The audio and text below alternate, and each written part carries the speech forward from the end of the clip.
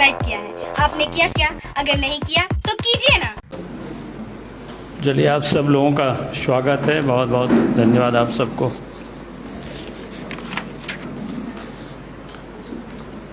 आप सबने देखा कि कल देश की राजधानी दिल्ली में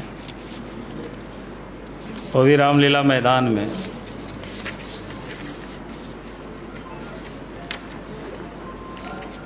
एक भ्रष्टाचारी यानी दिल्ली के मुख्यमंत्री आज तो न्यायिक हिरासत में चले गए, तिहाड़ जेल को उन्हें भेज दिया गया। उनके समर्थन में एक बड़ी रैली हुई, और बड़ी मैं इसलिए कह रहा हूं कि देश भर के जितने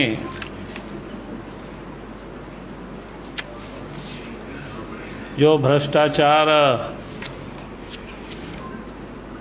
में जो लोग लिप्त हैं या भ्रष्टाचार के जो संरक्षक हैं, वैसे तमाम नेता वहाँ इकट्ठे हुए थे।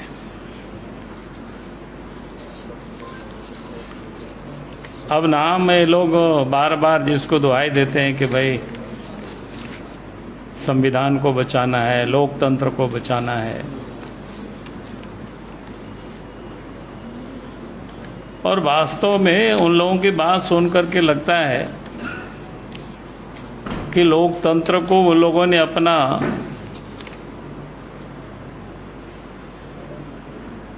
लगता है कि पॉकेट का एक वस्तु बना रखा है।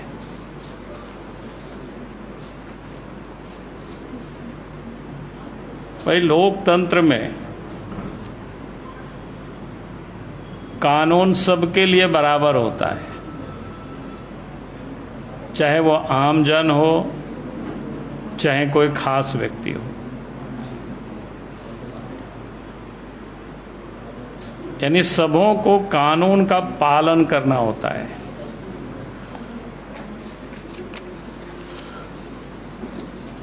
लेकिन जो कल की रैली में जो लोग उपस्थित थे, वो लोग क्या चाहते हैं कि खास लोगों के लिए देश में खास कानून बने,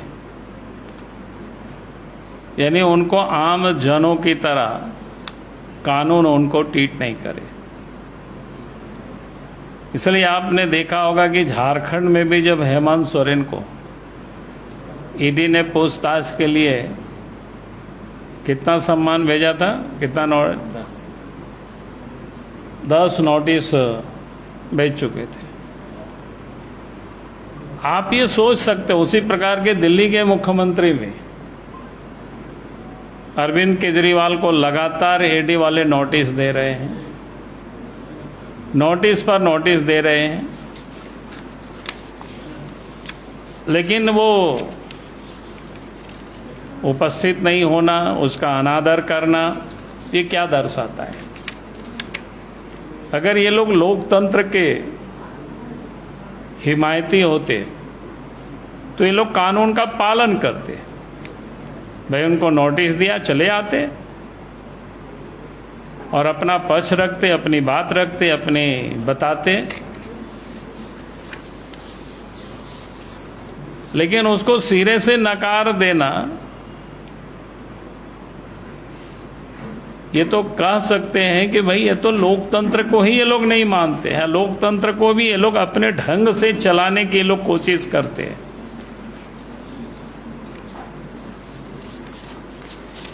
और जब कोई भी व्यक्ति कानून का जब कोई पालन नहीं करता है, तो फिर उनके लिए जगह तो वहीं होता है जहां है अब अरविंद केजरीवाल पहुंचे हैं, जहां मनीष सिसोदिया पहुंचे हैं, सत्येंद्र जैन पहुंचे हैं, जहां हेमंत सोरेन पहुंचे हैं। वैसे लोगों के लिए जगह वहीं पर होता है। और अब मैं कह सकता हूं कि सही जगह पर वो सारे लोग पहुंचे हैं।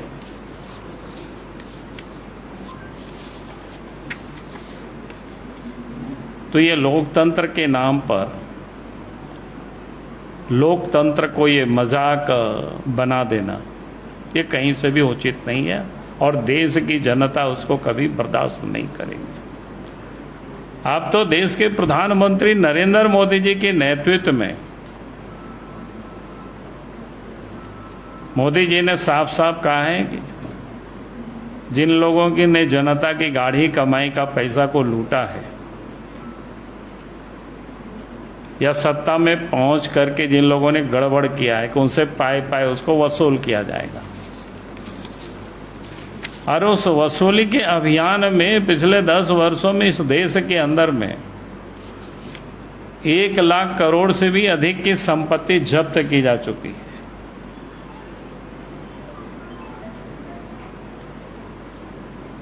अब इस कारण से वो सारे लोग आज परेशान है, सारे लोग आज तबाह है। उनको लगता है कि भाई आज तक किसी ने भी ये जो रसूखदार लोग हैं उनको कोई छूने में, उनके यहाँ एजेंसी पहुँचने में हिचकती थी, लेकिन जब से देश के प्रधानमंत्री नरेंद्र मोदी जी बने सारे एजेंसियों को स्वतंत्र किया गया कि भाई आप अपनी ड्यूटी प्रामाणिकता से, ईमानदारी से, बिना दबाव में आप उसको काम करें। और जब से ये काम कर रहे हैं एजेंसी, चाहे ईडी हो, चाहे सीबीआई हो, चाहे इनकम टैक्स वाले हो, उस दिन से एनडीए अलायंस के जो नेता हैं सब लोग परेशान हैं, सब लोग बिलबिला रहे हैं, सब लोग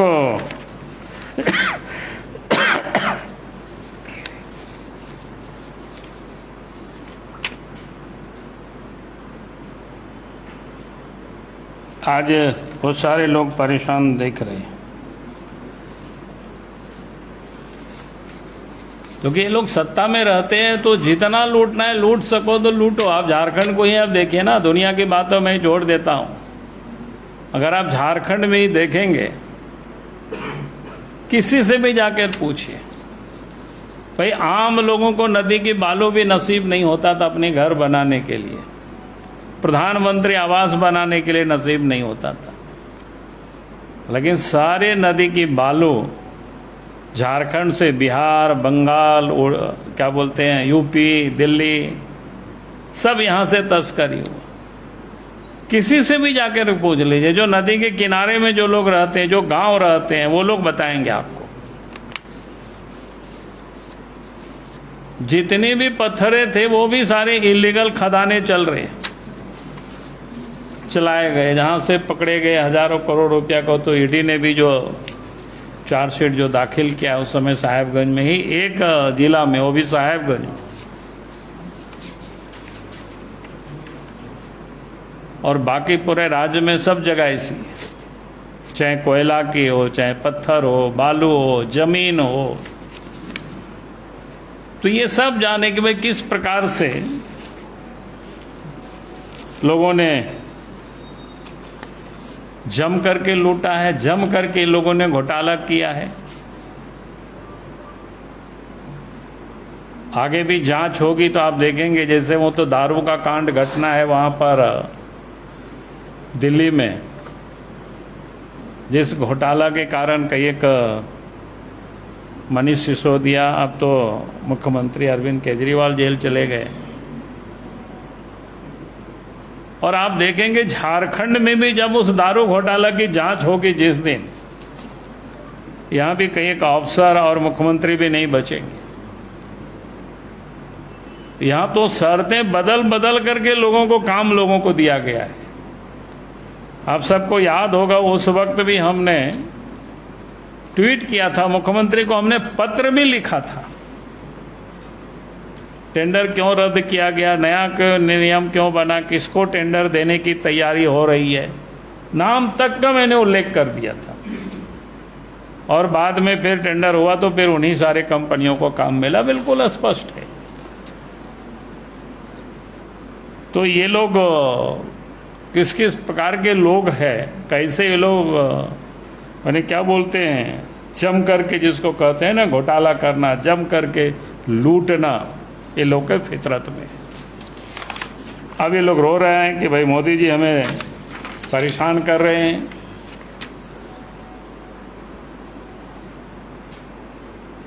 और लोकतंत्र को बदनाम करना यानी देश को ही बदनाम करना समझिए। और उस अलायंस में कैसे कैसे लोग हैं, कभी सनातन को गाली देता है, कभी जांच एजेंसियों को इग्नोर करते हैं,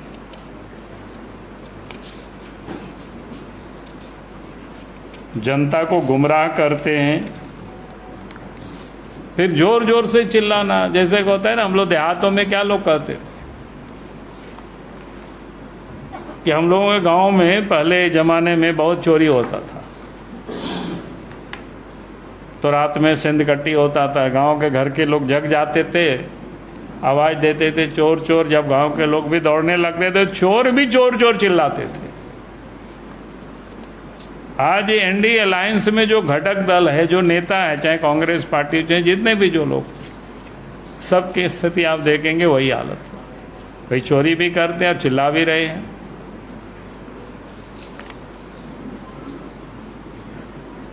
यानी आप इसको कह सकते हैं सब जितने भी चोर है उस गठबंधन में सब लोग इकट्ठे हो गए एकदम। और छाती जिसको बोलते हैं ना, पीट पीट करके कहते हैं कि यार भ्रष्टाचारी को बचाओ। यही तो एक अभियान है इन लोगों की।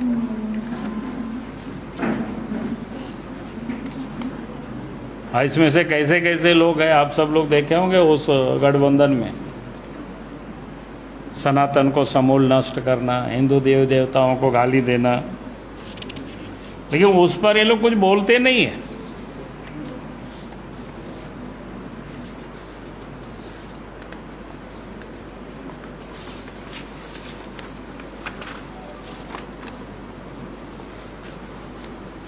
अब ये बार बार मोदी जी को गाली देते हैं कि मोदी जी बजा रहे हैं। भाई मनीष सिसोदिया कब से जेल में है, संजय सिंह कब से गया है, लोअर कोर्ट से लेकर के हाई कोर्ट सुप्रीम कोर्ट तक बेल ने रिजेक्ट कर दिए। अगर जांच एजेंसी गलत होते तो फिर उन लोगों को तो वहीं से बेल मिल जाता, बाहर चले आते। तो किस प्रकार से ये लोग नैरेटिव गढ़ने की कोशिश कर रहे हैं। भाई जांच एजेंसी कर रहे हैं तो मोदी जी के ऊपर कि भाई मोदी जी करा रहे हैं। अगर वो लोग चोरी नहीं किए होते, घपला नहीं किए होते, गड़बड़ नहीं किए होते, तो लोअर कोर्ट से लेकर हाई कोर्ट से लेकर के सुप्रीम कोर्ट तक में इन सारे लोगों को बेल मिल जाती, बाहर निकल जाते। लेकिन कैसे कैसे ये लोग नैरेटिव गढ़ने की लोग कोशिश कर रहे हैं। यानी लगता है कि देश में जनता को कोई समझदारी नहीं, लोग नहीं समझ रहे हैं। ऐसे ये लोगों ने अपने आप को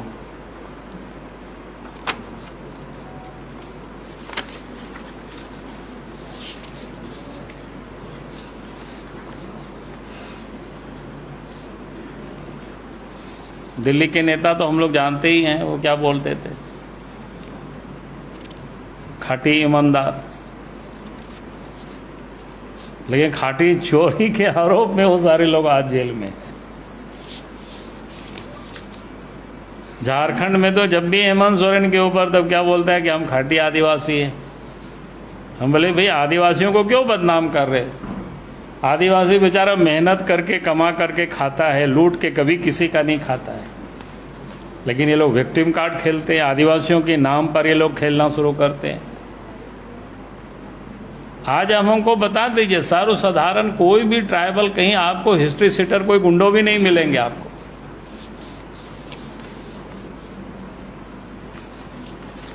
तो ये जो लुटेरों के संग मिल करके झारखंड को लूटना और फिर विक्टिम कार्ड खेलना आदिवासी के नाम पर, भैया आप चलेगा नहीं।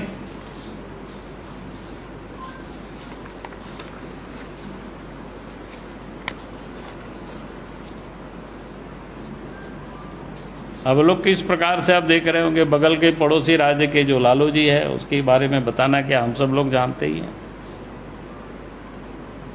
सिपा सलार अगर ऐसे ऐसे लोग रहेंगे तो फिर क्या हो।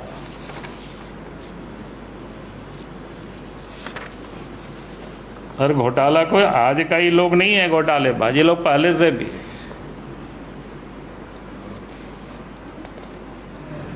पैसा खाने की आदत इन लोगों की आज से नहीं है, पहले से ही है।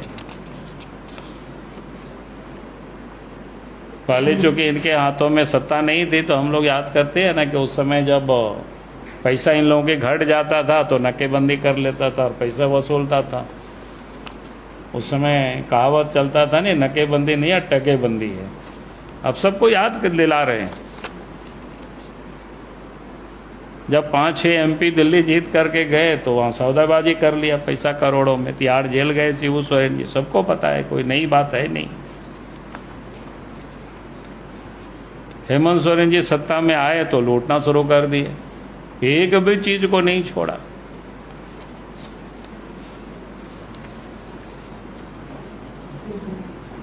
पहले भी केंद्र में जब सरकार थी मनमोहन सिंह के नेतृत्व में, उस समय कितना घोटाला हुआ भाई, पूरा देश जानता है। 2G स्पेक्ट्रम घोटाला, कोलगेट, कॉमनवेल्थ, कितना घोटाला, लाखों करोड़ रुपया के उस समय भी घोटाला हुआ। उससे पीछे भी मुड़ करके जाएंगे तो कांग्रेस पार्टी की अतीत यही है, लूटने की रही है। अब उनको परेशानी हो रहा है।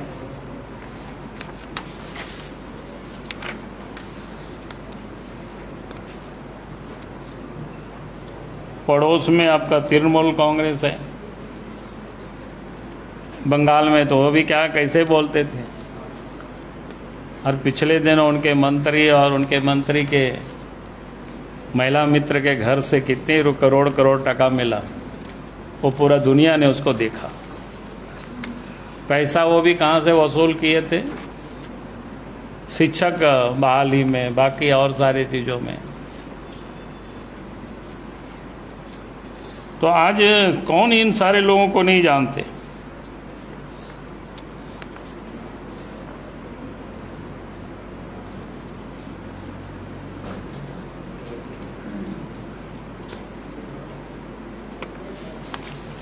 एक प्रकार से कह सकते हैं कि भाई वो भ्रष्टाचारियों का वो भाईचारा गठबंधन बन गया है उन लोगों का घर में। और देश में वो लोग किस प्रकार से परेशान करते हैं, कोशिश करते हैं। शाहीन बाग की घटना आपको याद है, यही 16 लोग जा करके उसको बढ़ा CAA के विरोध में। वे तुष्टीकरण के भी राजनीति के वो लोग किसी भी सीमा तक पहुंचते हैं। देश को इसको कोई चिंता नहीं है, इनकी खाली कुर्सी की चिंता है, कैसे हम सत्ता में फिर से बने रहे। उसके लिए जो तुष्टीकरण करना,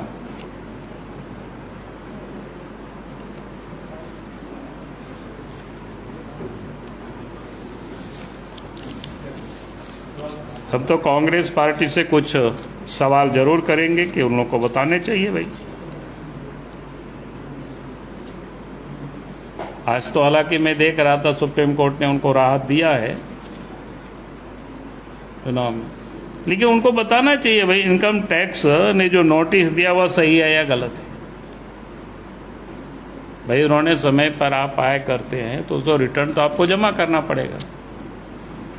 आप नहीं करते हैं तो आप गलत करते हैं। हर किसी को नोटिस जाता है, हमें और आप भी, अगर आप रिटर्न नहीं जमा कर समय पर नहीं देंगे। और ये तो वर्षों से ये लोग लंबित रख करके, यानी ये लोग अपने आप को कानून से ऊपर समझते हैं, कानून से अपने आप को ये बड़ा समझते हैं। ये लोग क्या चाहते हैं कि भाई देश की जनता के ऊपर अलग कानून, हमें कोई पूछे ही नहीं, हम चाहे जो करें, हम चाहे जैसे करें, मन हो तो रिटर्न देंगे, मन होगा तो नहीं देंगे। तो ऐसा नहीं चलेगा, कानून तो सबको पालन करना पड़ेगा। इसलिए कांग्रेस से ये सवाल है कि भाई टैक्स, इनकम टैक्स वालों ने जो नोटिस दिया वो सही है या गलत है, बताइए। आपने टैक्स चोरी की या नहीं की है, कौन बताएगा। उन्होंने इनकम टैक्स की फाइल क्यों ने फाइल नहीं किया इनकम टैक्स की।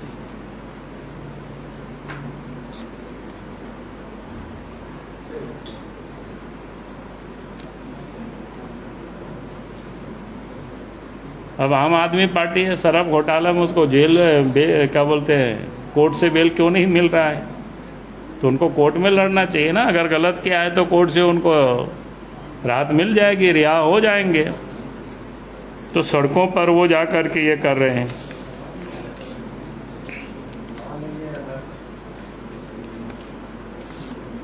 यहाँ भी वही हाल है झारखंड मुक्ति मोर्चा का भी। अरे कोर्ट में जाइए ना, आप घूम घूम करके कह रहे हैं कि मोदी जी बीजेपी तंग कर रही है। अरे नया विषय क्या, यही तो नया ही विषय मैं कह रहा हूँ ना।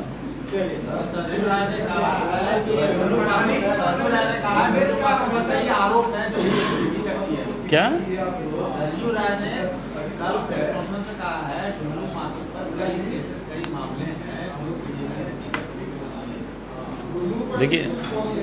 देखिए आरोप तो कई लोगों के ऊपर कई केसें होती हैं। हमारे ऊपर भी आधा दर्जन से अधिक केस हो गया है। आप लोगों की जानकारी के लिए, अभी जो संकल्प यात्रा के समय हम निकले थे तो 6 जगहों पर मेरे ऊपर केस किया गया है।